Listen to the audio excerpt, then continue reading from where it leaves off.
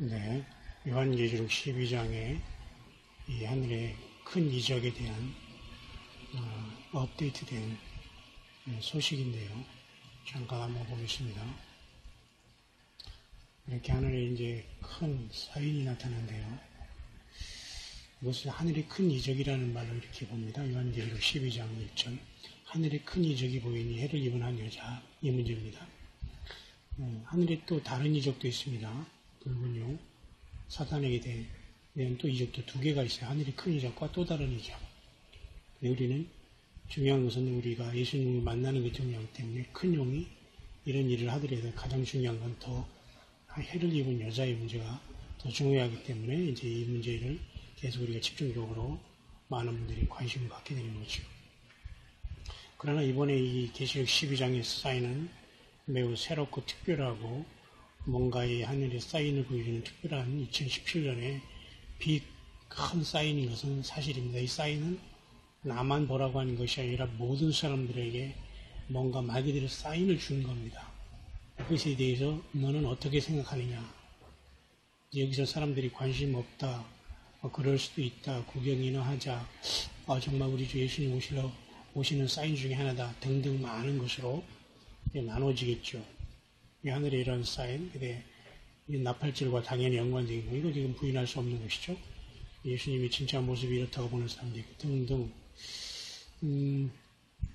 그래서 이런 것들이 있으면서 지금 이렇게 지금 여기가 지금 미국이 7월 14일 오전 7시입니다. 아침 이제 우리가 아침 일과가 막 시작되고 있는 시간에 잠깐 시간을 냈는데요.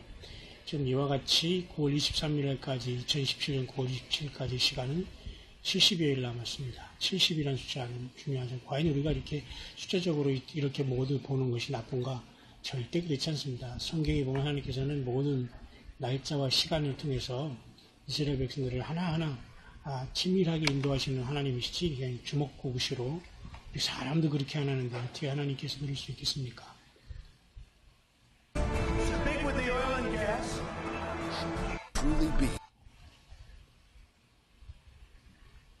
자, 이런 사인에 대한 많은 사람들이 관심입니다.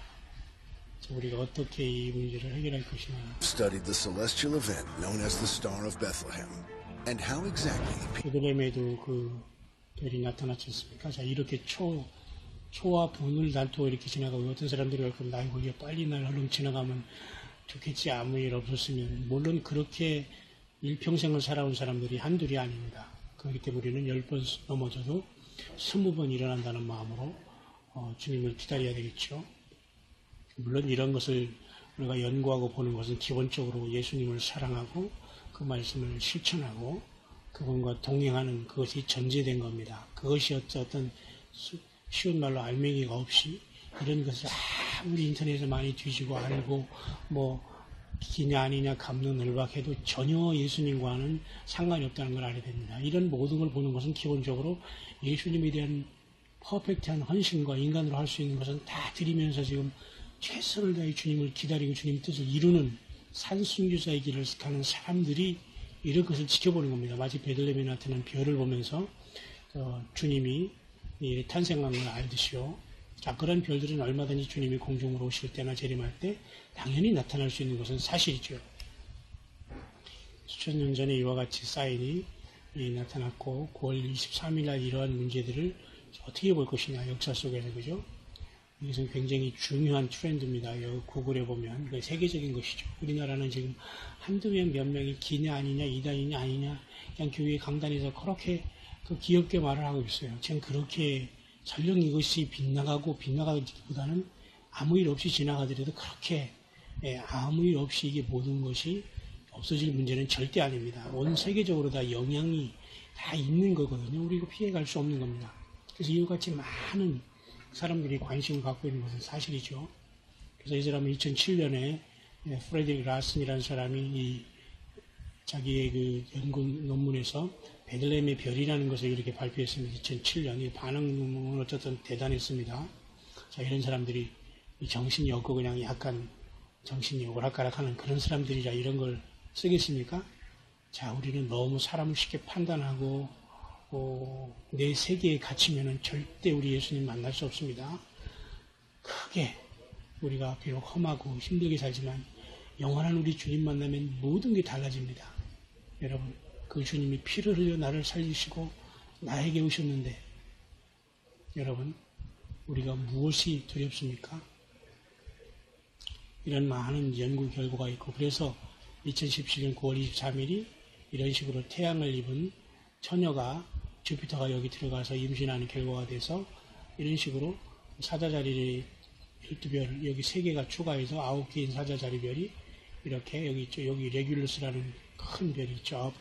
9개 중에 가장 큰 별, 여기서 3개가 이렇게 수성과 화성과 그 다음에 이 금성이 마침 하나 돼서 12별의 멸류관을 쓰고 해를 입었죠. 그 다음에 여기 천여자리가 있죠. 주피터라는 이제 킹 플래닛이라는 예수님을 상징하고 또 교회를 상징하는 이것이 여기 들어가서 이제 출산하면 하늘로 올라가는 것이 계시록 12장과 너무 맞다는 겁니다. 이것을 여러분 우연입니까? 설령 아무 일이 없어도 지나가도 이것은 우리 예수님 만드신 천체에 이런 반응이 일어나는데도 우리가 관심 없어 한다는 것은 그것은 좀 아니지 않겠습니까? 그래서 예언적으로 이 문제는 굉장한 논쟁이 심하다는 겁니다. 물론 따져야 됩니다. 따질 건 따지고 성경적으로. 그리고 많은 사람들이 이렇게 그죠? 이렇게 무시하기도 하고 외면하기도 합니다. 이런 게 중요하지 않습니다. 정말 예수님 앞에 진실로 우리가 서 있느냐가 중요합니다. 그래서 이 계시록 12장의 사인에 보면서 이것은 뭐냐, 많은 사람들이 이것은 뭐 천문학이다 아니면 점성술이다 이런 비판도 있지만, 제가 여러 번 얘기했지만 오히려 하늘에 나타난 12공성은 하나님이 하늘에 이 별들에 나타난 하나님의 복음입니다. 예수 그리스도가 이 땅에 오셔서 사람을 구속하시고 하나님 자신이 사람이 되셔서 천하의 몸으로 태어나셔서 우리를 구속하시는 하늘에 기록된 복음인 겁니다. 이게 원 하나님의 뜻이었는데 많은 사람들이 이렇게 조디악이라는 걸 이렇게 점성술로 바꾸고, 조디악이라는 건 황도대인가 자체는 나쁜 건 아니지만 이걸 가지고 점성술을 만들고 점을 치는 게 문제가 됐죠. 그죠? 자, 그래서 이런 것이 일어날 확률이라는 것은 거의 없다는 겁니다. 이런 교수님도, 이 교수도 이렇게 머리 좋은 교수도 다 계산한 일항 상태가 되고 있고요.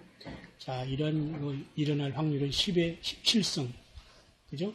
자, 이런 식으로 이렇게 어려운 상황인데 이것이 과연 우연이라고 되겠습니까? 이런 것이.